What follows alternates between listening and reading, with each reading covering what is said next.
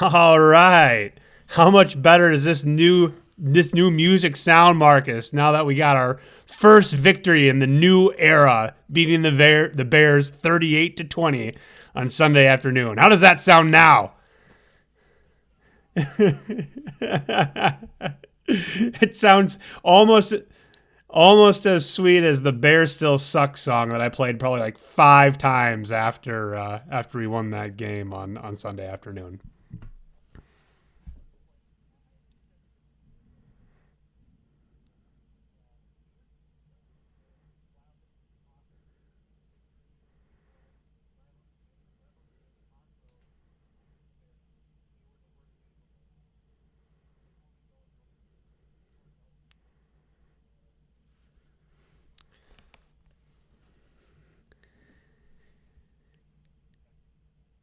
No, we didn't expect it. Listen to our first episode. We had no idea what to expect. So every talking head right now is saying exactly what you just said, and you're right. They were the worst team last year, and if we knew what we had, or if we were really confident in Jordan Love or whoever, yeah, we should beat a bad team. But we didn't know if we were also a bad team. So that's why I think we should be really excited cautiously, of course. And yes, we did find out that the Bears still suck, but we had to find that out. And we also had to find out that we didn't suck as much as them. And I think that's worth celebrating and not downplaying right away.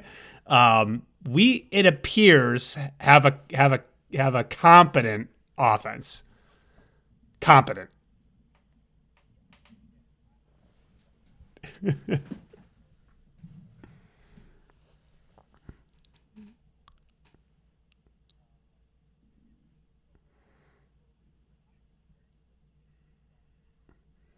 Right. Yep.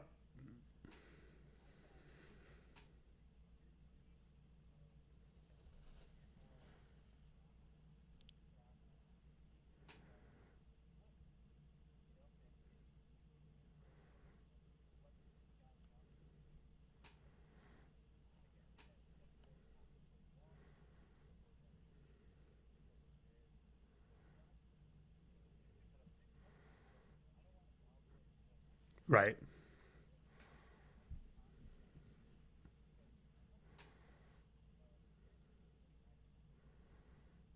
Right. Yep.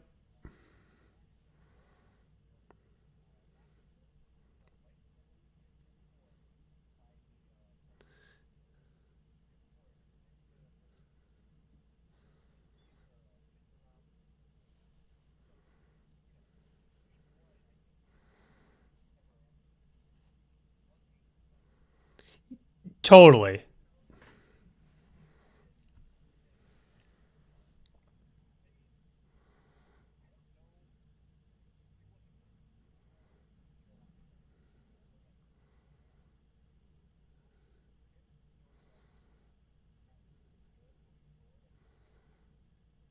Yeah.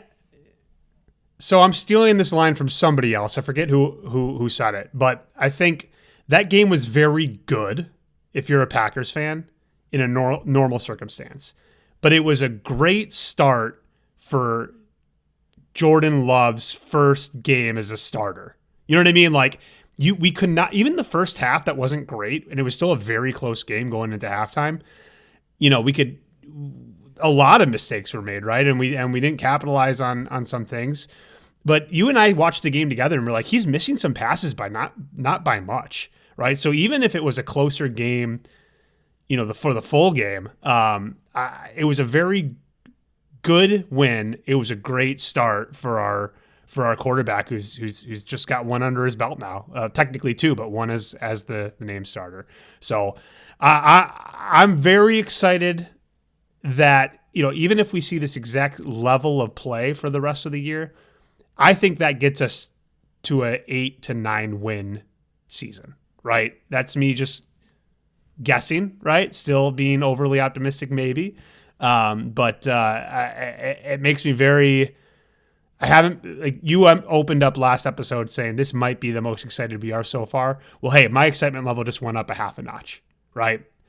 So hopefully in 4 weeks, before we're talking about the next divisional rivalry, we got, hopefully it's just turned up a couple more steps, and we can really see this being a long term relationship between Jordan Love and the Green Bay Packers.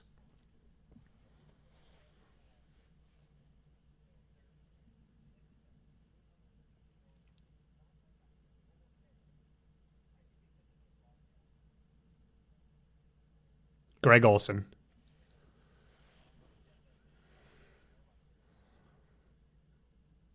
I think he was perfect. Yep. Big time plays under big time pressure against a divisional rival in Chicago. So let me ask you this. I mean, we got a lot of other things to talk about besides Jordan Love because so many other people played well, and we'll get to them all right now. But let me open up that conversation by saying, did we win because A, B, C, or D? Did we win because A, Jordan Love? Did we win because B, Matt LaFleur? C, the defense? Or D, special teams coming through? Which of those four groups do you think had the best impact on this game?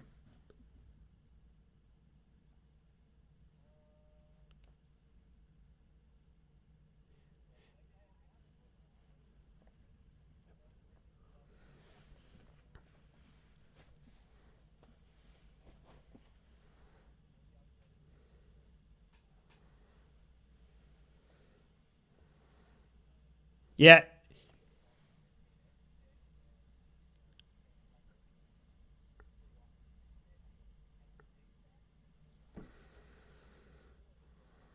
Now I noticed you said our offense, not Jordan Love. So what do you think it's more of a do you think Aaron Jones is still kind of that, I mean, obviously, right? Huge impact. Is he still the guy on our offense, or did you feel like Jordan Love was like, did we win with Jordan Love or because of Jordan Love on Sunday? Agreed. Yep. And doesn't it just drive you nuts? And that's why I wouldn't have picked Matt LaFleur. Doesn't it drive you nuts that he touched the ball 5 times in the first drive to open up the game, and then he did not see it for the rest of the first half? I mean, I can pull out so many news conferences from Matt LaFleur. So that's one of my bads for this game is Matt LaFleur somehow finding a way to get away from the run in the first half and not having Aaron Rodgers as his excuse of being like, well, I got the best quarterback in the league. We quite literally, we just both agreed that Aaron Jones is probably our best playmaker, best player on the field. How did we get away from him time and time again?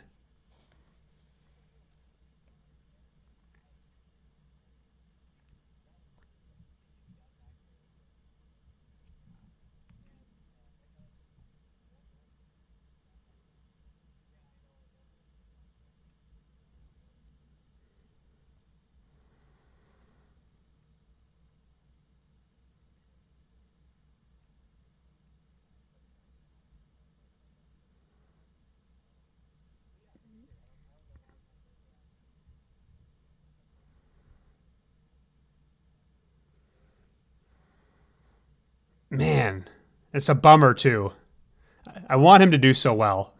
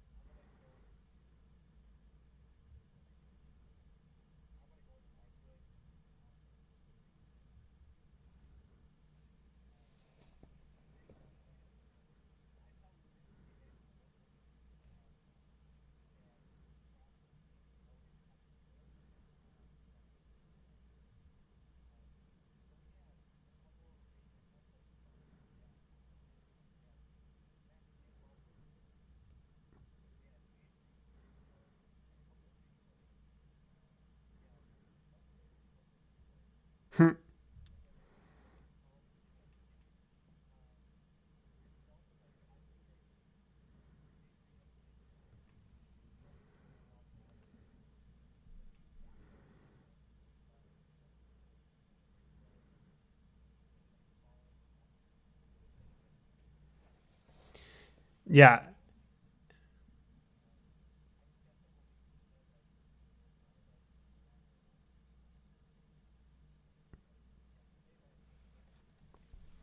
Well, 5 for 5 from Carlson. Three touchdown PATs, or four PATs, right? Yeah, four PATs and a field goal. And that field goal that could have been made from a million miles away.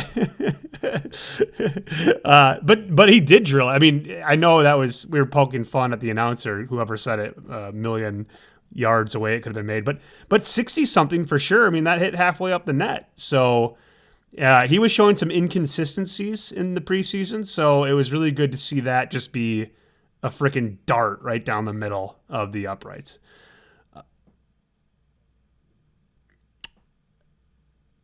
We're gonna cut this part out. What are we gonna say next? All right, ready? Three, two, one. Back to Aaron Jones for a moment. Again, we didn't mention it here, but hopefully we're not losing him for any time. Him pulling up on that 4th and 3 touchdown pass. That was a little scary to see him grab that hammy. He said it was a bite and not a pulled hamstring, but who knows? I did find out, again, not sure who the source was, so I apologize who I'm stealing it from. He was the second fastest offensive player in week 1 on that play.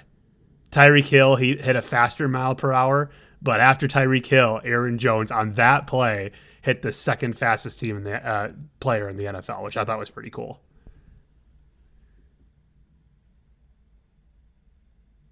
Right? Yeah, exactly.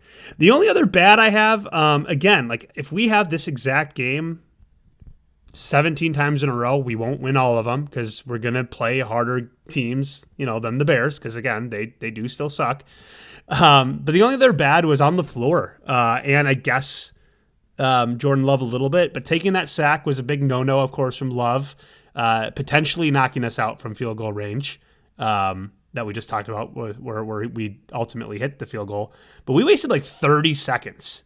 And it was, I think, first or second down. So, I was kind of upset of how that was handled. And the play almost got snapped at 4 seconds left, which would have, ended the half without even a field goal attempt, which would have been just a debacle. So thankfully that didn't happen. But that was the other kind of bad, if you will, from the game where I'm surprised, LaFleur probably counted on our former quarterback a little bit more to call that timeout by himself. But kind of understand the situation. You got a guy who's in his first rivalry game, maybe watch out for him and get a couple of extra snaps in the end of that first half.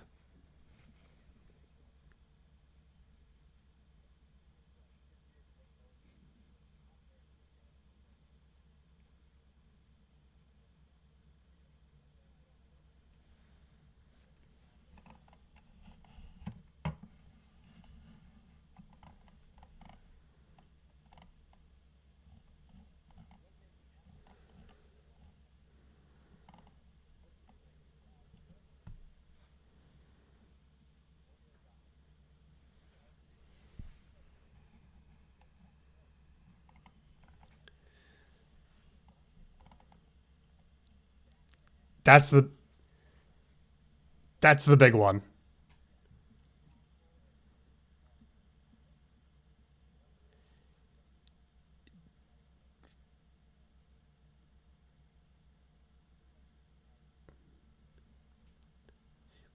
We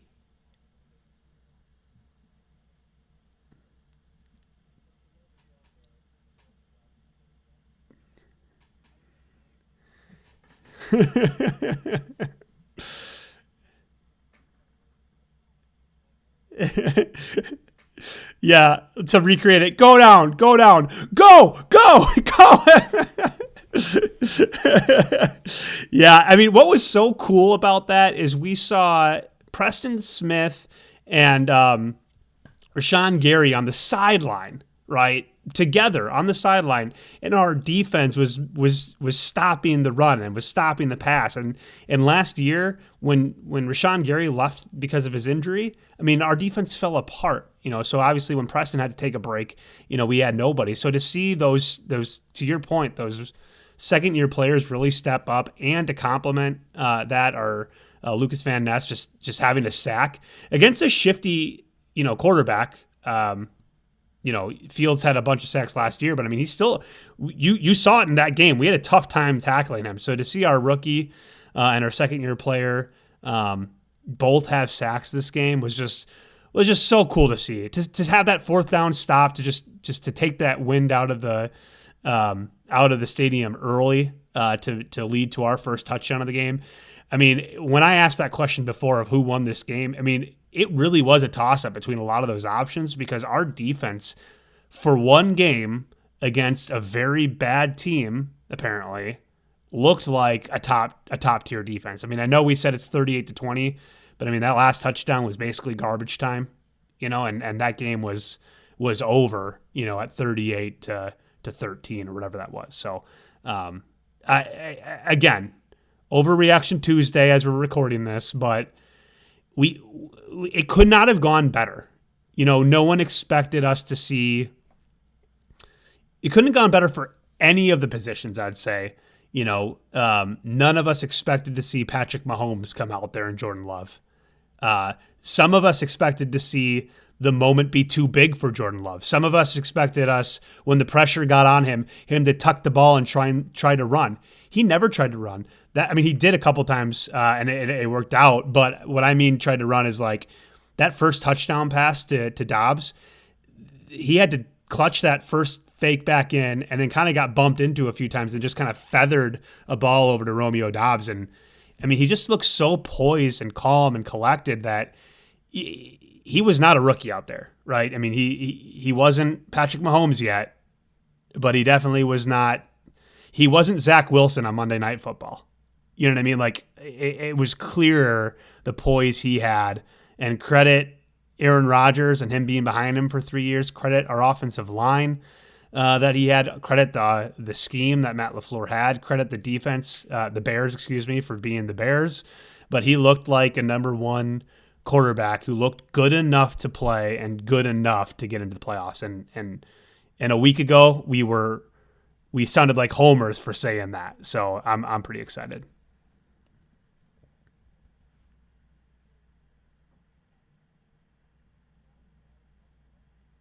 Yep.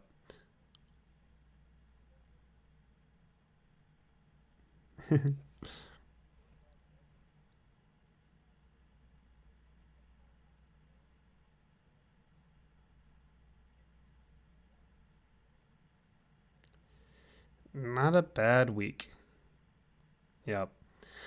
Well, we don't want to bring up the AFC too often and our old quarterback Aaron Rodgers too often. It's inevitable. I mean, the number of times we still say Brett Favre, however many years later, it's going to happen a lot.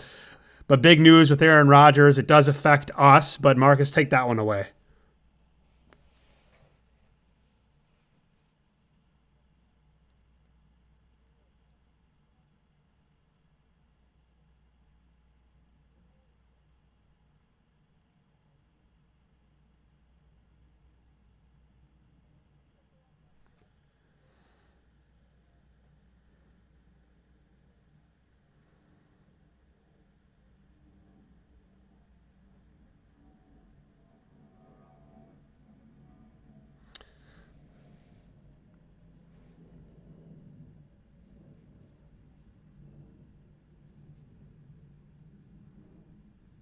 Yeah, my heart goes out to Rodgers. I feel bad for him. I wasn't necessarily rooting for them to win the Super Bowl, but like, man, that stinks to go out potentially like that. I mean, that's a year recovery. He's a year-to-year guy. It sounds like anyway, and I don't know. That's tough. I don't feel so bad for Jets fans. They just they're Jets fans, but for Aaron Rodgers, that's a bummer. You never want to see anyone get injured. And yeah, it does affect us with the second round pick.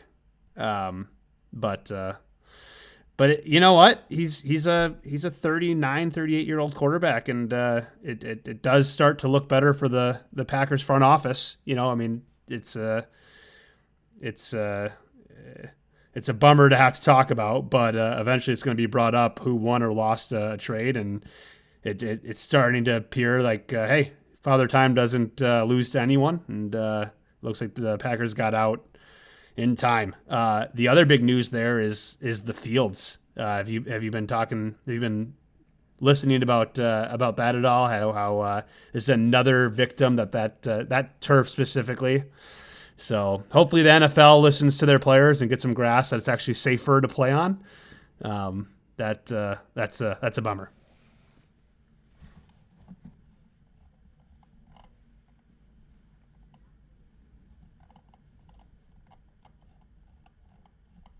No, I think that does it for us. Thank you for listening to another episode of the Green and Golden Boys, a Packers podcast. Don't forget to subscribe and rate us on your favorite podcast service. And as always, Marcus, go Pack, go.